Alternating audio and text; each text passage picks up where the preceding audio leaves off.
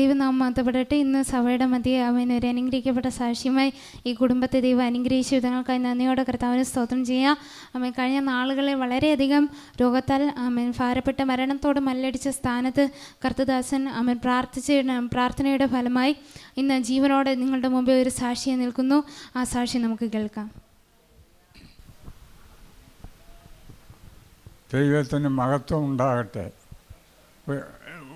ഒരു കൊല്ലം കൊണ്ട് എൻ്റെ കാലും കൈയും ഭയങ്കര വേദന, കഷായം കുടിച്ച് നെയ്യ് കുടിച്ച് ഒരു കുറവുമില്ല.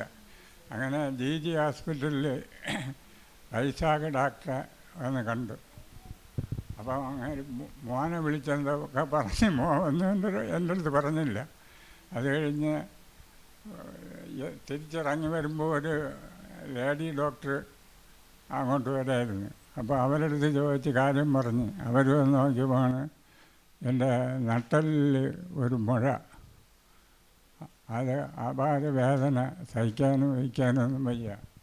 അങ്ങനെ 10 ദിവസം വരെ GG ഹോസ്പിറ്റലിൽ കിടന്നു. ആശുപത്രിയിൽ നിന്ന് വന്നതിൻ്റെ പിറ്റേന്ന് ഇവിടുത്തെ സ്റ്റാഫ് 2 പേര് എന്നെ അന്വേഷിച്ച് വന്നു. പക്ഷെ അവരുടെ അടുത്ത് സംസാരിക്കാനോ ഇരിക്കാനോ എനിക്ക് വയ്യ.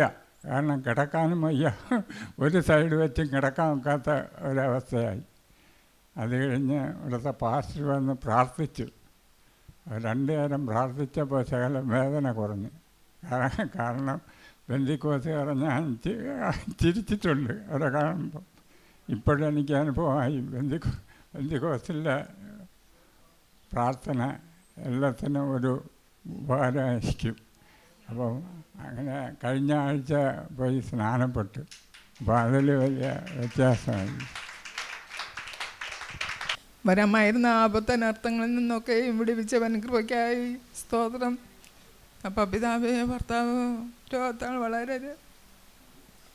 വളരെയധികം ഭാരപ്പെട്ടു. ദേവദാസൻ ദിവസം 2 പ്രാവശ്യം രാവിലെയും വൈകുന്നേരം പ്രാർത്ഥിക്കുമായിരുന്നു. അതിൻ്റെ ഫലമായി ദൈവം വിടുതൽ തന്നു. മുറിവ് പഴുക്കുവാനോ വേറെ ഒന്നിനും ഇട വന്നില്ല. 17 ദിവസമായപ്പോൾ ആ മുറിവ് കംപ്ലീറ്റ് കരിഞ്ഞു. ദൈവം പ്രാർത്ഥന കേട്ടിരിക്കുക, സ്തോത്രം. അപ്പം ഇത്രത്തോളം നടത്തിയ വിധങ്ങൾക്കായി സ്തോത്രം. കഴിഞ്ഞ ആഴ്ച സ്നാനപ്പെടുവാൻ ഇടയായി. ദൈവം വലിയ ചെയ്ത വൻകൃപയ്ക്കായി സ്തോത്രം. ദൈവദാസൻ്റെയും വിശ്വാസികളുടെയും പ്രാർത്ഥനയുടെ ഫലമായി ഇത്രത്തോളം നിർത്തിയിരിക്കുന്ന കൃപയ്ക്കായി സ്തോത്രം. സാക്ഷ്യത്തിനെ സ്തോത്രം ചെയ്യാം. ഹല്ലേലൂയ.